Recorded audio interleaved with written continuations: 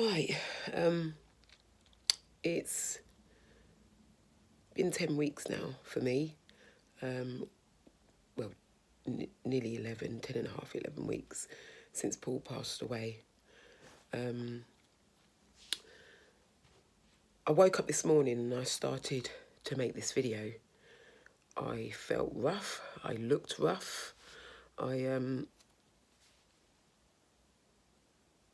felt rough and looked rough, but I actually felt better than I have done all week. Because this week I woke up on Monday morning and decided to plait my hair because over the weekend, last week, I wanted to shave it off. And when I say shave it off, I mean I was going to shave it off completely. So it's like the hair, my face. I wanted to be bald. The only thing that stopped me doing this was the fact that I haven't got my clippers. I couldn't find them.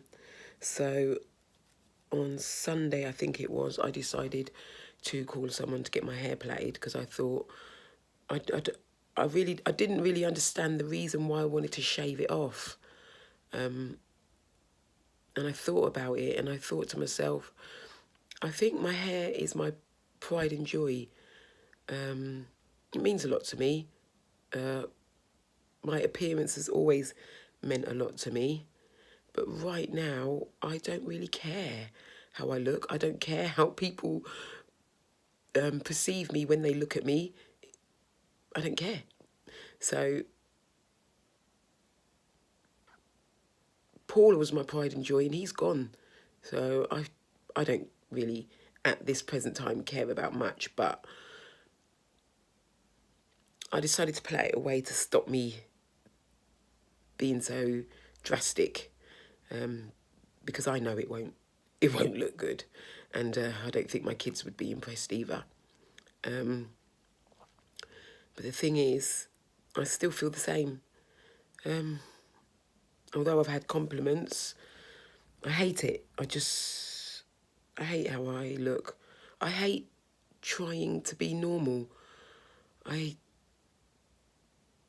feel like fixing your hair and putting your eyebrows on, like what I've just done a few minutes ago, is being fake because I don't want to do anything. But the reason why I have fixed my eyebrows and things today and got dressed before I made this video is because although I felt rough and mash up and I don't feel low today.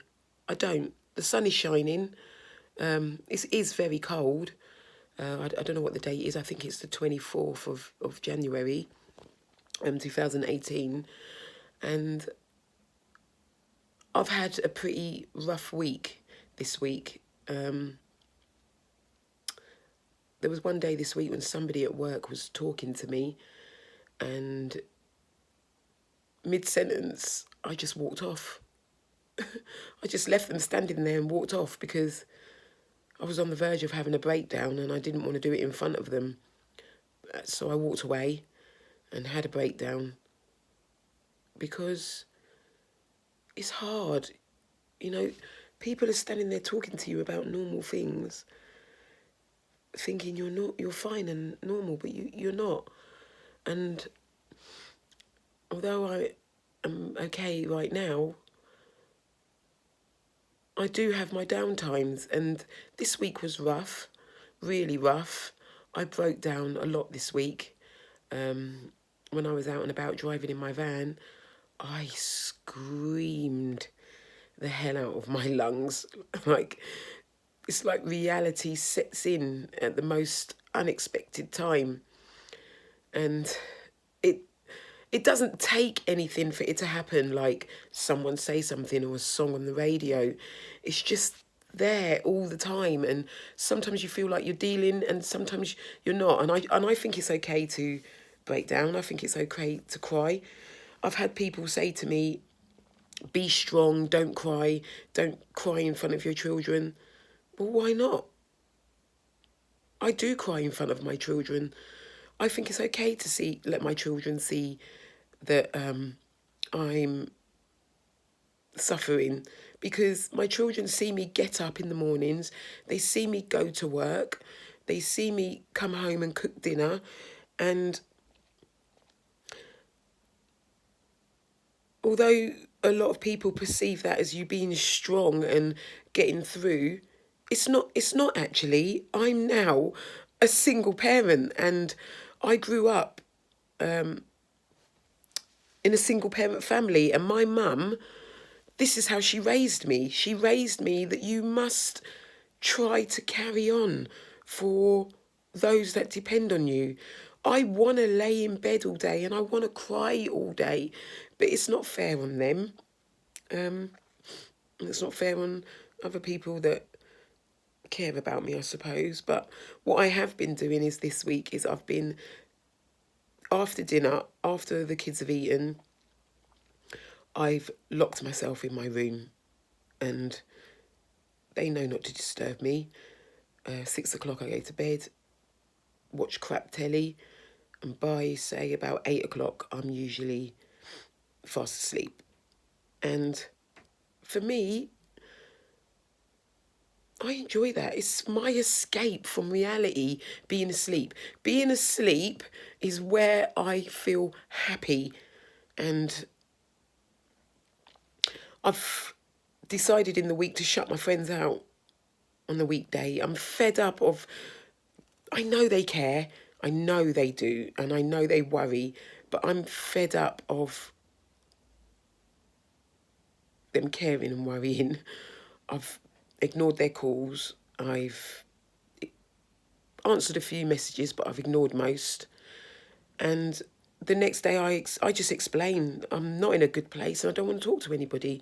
And as far as I'm concerned, they should understand that. But today's a new day and I'm feeling a bit more positive. I still miss Paul like crazy, obviously. And I might not even last the whole day feeling all right, to tell the truth. Just have to see what happens. As for my hair,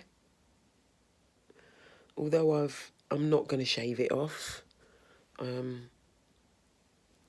might cut it off. I don't know. I've had other women that have lost a partner reach out to me and tell me how they shaved off their hair, and it felt liberating. Because I've spoke about this on my Facebook about me shaving my hair, and somebody I don't know reached out to me, which was quite nice. And it was she said it was nice for her to see that she wasn't mentally ill, and it was also nice for me to know that I'm not mentally ill in wanting to do something like that. But sometimes I've actually had quite a few women, no men to tell the truth, reach out to me and tell me that they've lost a partner 12 years ago, 5 years ago, 2 years ago, and that if I ever want to talk, they understand how I feel. But at the same time, although that should bring me some sort of comfort, it actually makes me feel a bit worse, because I feel like you lost your partner 12 years ago and you're still here. Like,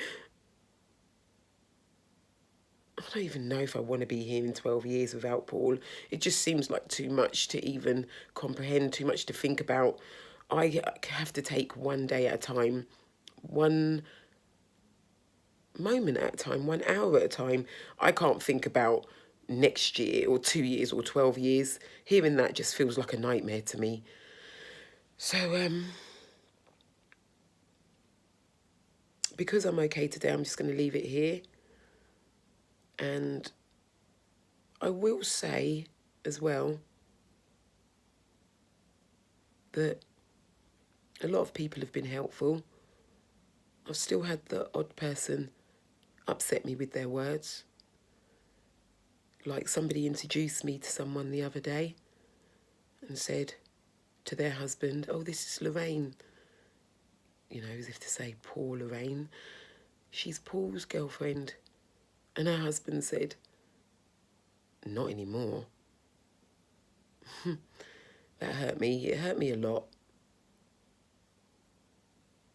I just said to him at the time, I think you'll find that I am still Paul's girlfriend and I'll always be Paul's girlfriend. But it hurt me so much that I went on about it for days. I just don't know.